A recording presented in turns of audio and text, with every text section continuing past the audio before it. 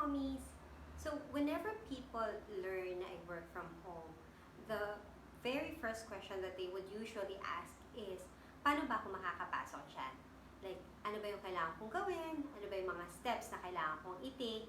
And ultimately, it all boils down to, how can I start my own virtual career? And um, this is fairly understandable kasi when we come to think of it, yung virtual industry kasi, yung remote work is still fairly new dito sa Philippines. And that's the reason why I wanted to talk to you about this particular topic para magkaroon ka ng idea kung paano ba makakapasok sa industry na to and how you as a beginner can also enter the industry. Okay, so this is going to be a 3-part series. I will be talking about step 1 today, and then you can expect step 2 and step 3 sa mga susunod na araw.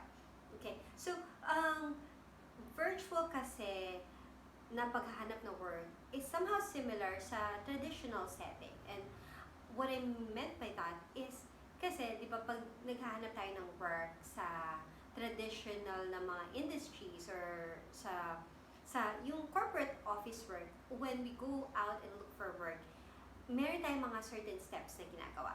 So, una, magpe-prepare tayo, ipe-prepare natin yung resume natin, and then, ipe-prepare natin yung possible natin isuot, we're preparing yung mga possible na interview, yung mga answers for possible interview questions, and then, after that, we go out, look for possible companies na naghahanap ng applicants. So, it's either, at nung time namin, we would either buy bulletin pag Sunday and then go through the ads.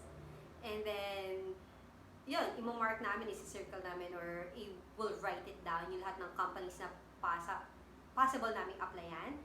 And then, the following day, pwede na namin silang puntahan. Pag weekday, pwede na namin silang puntahan. And then we go to that particular company, and then we submit our own application form together with a resume.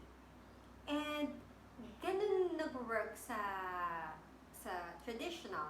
Although in the later years, itong mga past few years, pwede ka na magpasa online. And pwede ka na rin maghanap ng work online. But usually for interview, papapuntahin ka pa rin nila sa company nila to go and be interviewed. Now, with the virtual setting, it's somehow similar. Parang yung mga steps is similar. And I will walk you through all those steps. So, yung step 1 will be the same. For virtual work, you also need to prepare your credentials bago ka pa man maghanap ng trabaho. And what are these things that you need to prepare? So, the first one would be your resume.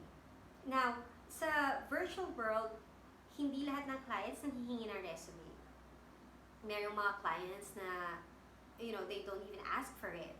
However, it's still best for you to have it handy para pag nag-request sila, available na siya. Diba? The second thing that you need to do is, kailangan mo ring mag-prepare ng mga credentials mo, like certifications kung meron ka, or anything na parang you can use as a proof na meron kang mga skills. So, before, what I would usually do is I will get mga free classes para makakuha ko ng mga certifications.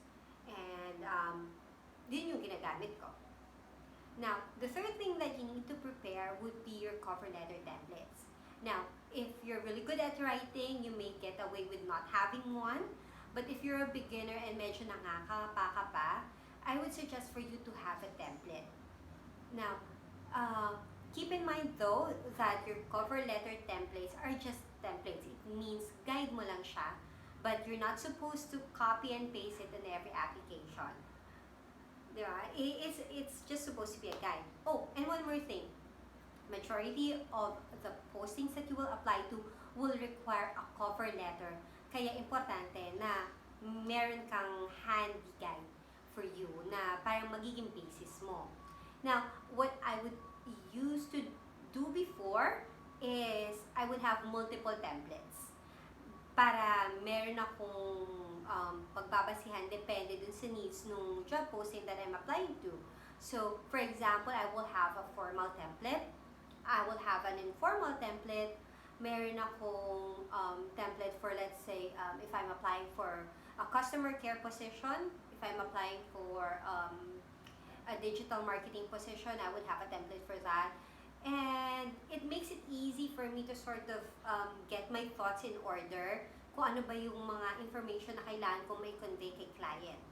And then, yun, I will just sort of mix and match it and then personalize it according dun sa posting na ina-applyan ko. So, you can do that, have multiple templates ready.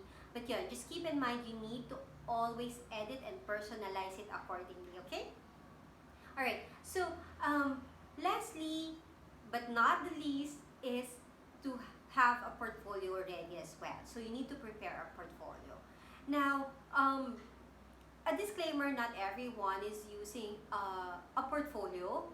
However, I highly encourage you to have one, especially if you're a beginner and pumapasok ka pa lang sa industriya. I highly encourage you to have one. Why? Because if there's one thing that the virtual industry is different from the traditional setting, it's the fact that dito, mas importante ang proof kesa sa papers. So what does it mean? Ibig sabihin, kahit sinabi mo sa resume mo na may master's degree ka, if you cannot prove na kaya mo talaga gawin yung sinasabi mong kaya mong gawin, it wouldn't matter. So, what the clients are always looking for is a proof na they can count on you to get the job done. And that's where portfolios come in. Now, at the same time, while it's good for the clients, it also protects you. Kasi having a portfolio can sometimes prevent you from getting scammed. So, when I was starting, I remember that I was asked to come up with an article. I think it was a 1,000-word article about, I think it was for a fitness niche. I was applying for a writing stint then. And, yun, so syempre dahil I was really hoping to get accepted and gusto ko talaga magkaroon na ng work. Syempre ako gawa naman, nagsulat ako, and syempre kailangan rush kasi kinabukasan kailangan masubmit mo na ganyan. And I really slaved over getting that piece out. Diba? Nag-exert ako ng time, ng effort, ng energy to create something. And then, after nun, siniso na ako. They didn't even reply back. When I handed them the document, the article, hindi na sila nag-reply, hindi na sila nagpa-follow up.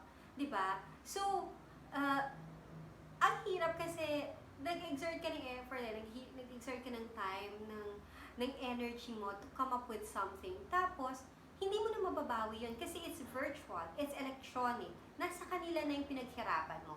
They can use it for whatever way they want it to.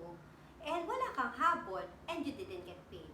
Diba? Now, when you have your own portfolio, what you can just do is if you want to see, usually what I would say sa cover letter ko is if you want to see sample of my work, then here, you can check out my work dito and then I link it to my portfolio. And they can at least have an idea of get an idea of who I am as a person, and at the same time they can get an idea of how I work. Like kasi makikita nila because creating a portfolio also takes time and it also takes skill. So makikita nila ano ba yung mga things that you're capable of. So that's why I feel that especially for a beginner, to be more competitive, you need to create your own portfolio. Okay? So, ano ba yung mga typical portfolios? If you're a writer, you can have maybe a blog and then i-post mo yung mga articles mo. If you're a videographer, you can have your own YouTube channel. If you're, let's say, a graphic artist, you can have a website na dun mo ipapakita yung mga sample artworks mo. For social media manager, usually they would just ask kung ano ba yung mga accounts that you've handled na nagkaroon ng improvement and yung mga sample work mo. So, that's yung parang different ways that you can showcase what you can actually do in the virtual setting. And if you want to be more competitive, and if you want to have an edge over the rest of the applicants, then you can definitely go for it. Now, if you want to get an idea on how you can create a portfolio for VA work, you can go grab a copy of the VA blueprint. It's still free right now, so go grab a copy, and meron dong step-by-step process on how you can create your own portfolio. Okay, so that's it for our step 1. Tomorrow I will be giving you the step 2, which is yung paghahanap na process. So stay tuned for that. But in the meantime, if you have questions, please leave it sa comments below, and I'll see you soon. Thank you.